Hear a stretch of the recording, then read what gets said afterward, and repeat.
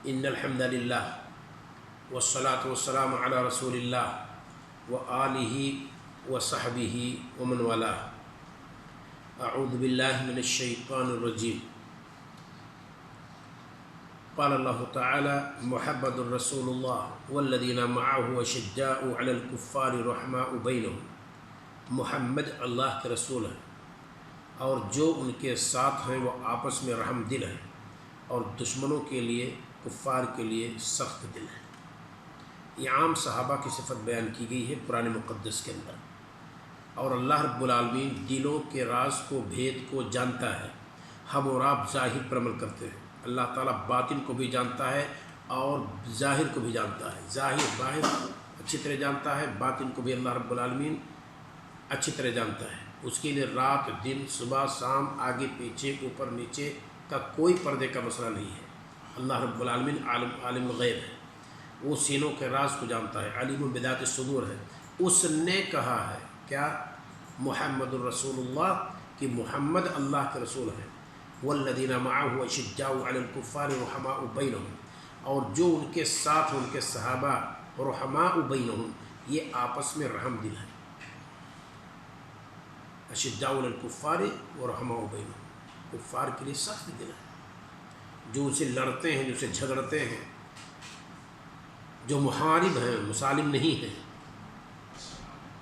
جو ہمیشہ اسلام اور مسلمانوں کو مٹانے کی بات کرتے ہیں، ان کے تئیں وہ سخت دل ہے، اس میں کوئی شک نہیں.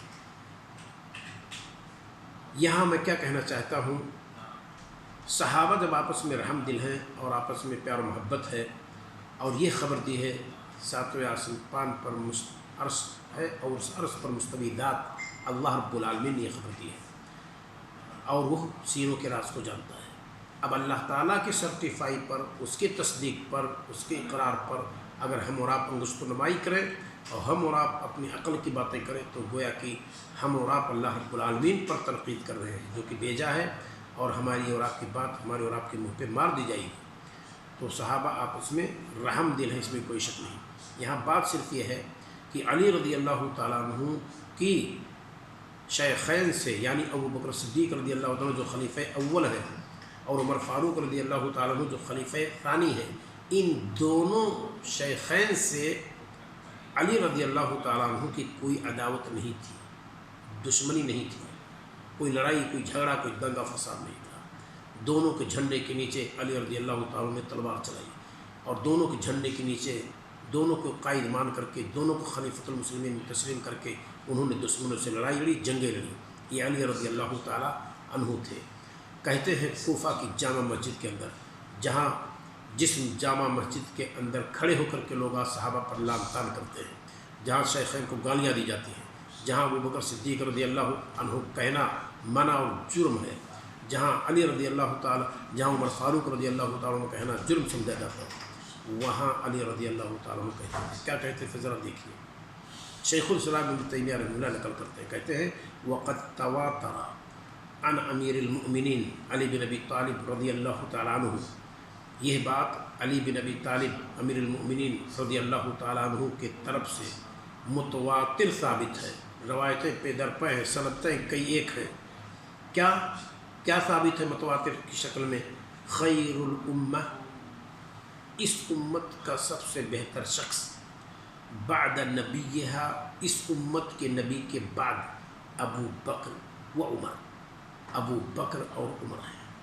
بعض روایات میں ہے ابو بکر ثم عمر، یعنی ترتیب گویا کی ہے. واو مطلق جمع کے لیے آتا ہے، لیکن یہاں ترتیب کے لیے کہ دوسری روایات میں ابو بکر ثم عمر ہے، یعنی ابو بکر صدیق رضی اللہ تعالیٰ عنہ اس امت کے اندر نبی صلی اللہ علیہ وسلم کے بعد سب سے زیادہ فضیلت والے ہیں. یہ کون کہتے ہیں؟ یہ علی رضی اللہ تعالیٰ عنہ کہتے ہیں.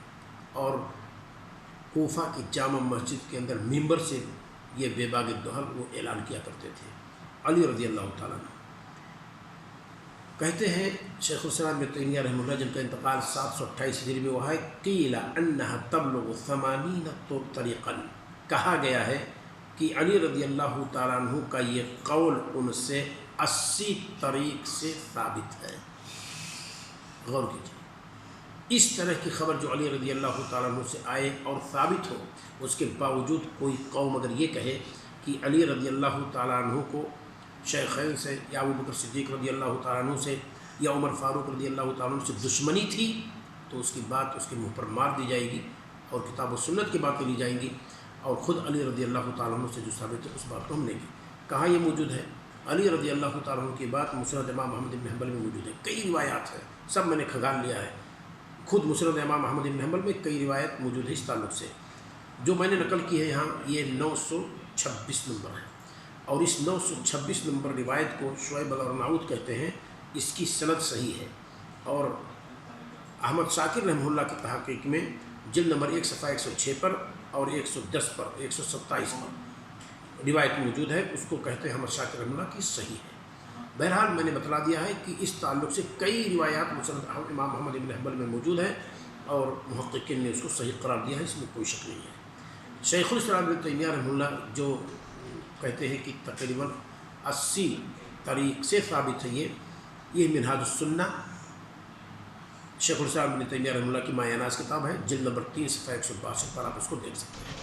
تو جب علی رضی اللہ تعالیٰ عنہ نے یہ اعلان کر دیا کہ اس امت کے اندر نبی کے بعد سب سے افضل ترین شخصیت ابو بکر صدیق ہے اور عمر فاروق رضی اللہ تعالیٰ عنہ ہے، پھر کسی قوم کو یہ اعتراض کرنے کا موقع کیوں ملتا ہے کہ نہیں خود علی رضی اللہ تعالیٰ عنہ سے زیادہ فضیلت والے فلاں ہیں، علی رضی اللہ تعالیٰ عنہ سے زیادہ فضیلت والے ہیں، یا وہ اس لائق ہیں کہ ان پر قام و تسلیم کی جائے، یا یہ کوئی ظالم ہے، یا یہ کوئی بے ایمان ہے، یا یہ کوئی منافق ہے، نعوذ باللہ، جیسا کہ ان کی کتابوں میں یہ چیزیں موجود ہیں۔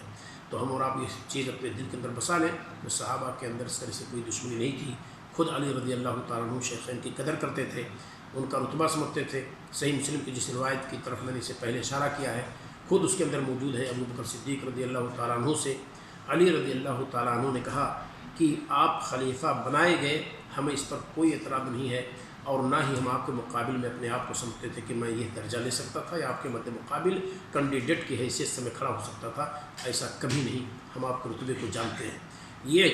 یہ بات علی رضی اللہ تعالیٰ عنہ نے از خود کہی اور اس کا اقرار کیا، اور آج علی رضی اللہ تعالیٰ عنہ کو اپنا امام، پہلا امام تسلیم کرنے والے لوگ ابو بکر صدیق رضی اللہ تعالیٰ عنہ پر لعنت بھیجتے ہیں، عمر فاروق رضی اللہ تعالیٰ عنہ کو نعوذ باللہ منافق کہتے ہیں، دونوں کو ان کی کتابوں میں قریش کا دو بت تصور کیا گیا، ویسی باتیں کہتے ہیں۔